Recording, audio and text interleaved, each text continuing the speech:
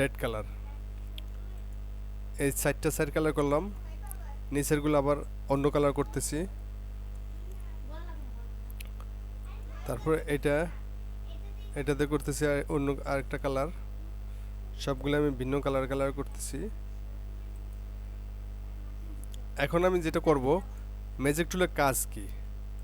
Magic টুলের কাজ হচ্ছে আমি এই যে দেখুন, এই প্রথম অবজেক্টের উপরে ক্লিক করলাম, এই কালারের আমার কয়টা আছে সেই কয়টাই সিলেক্ট হয়ে যাবে, একসাথে সিলেক্ট হয়ে গেল।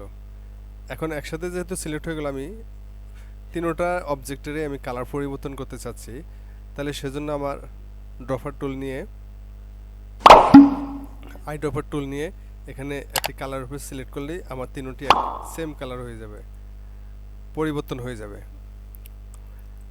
আপনারা যদি বড় ধরনের কোনো কাজ করতে চান এইভাবে কালার চেঞ্জ করে, তাহলে সেটি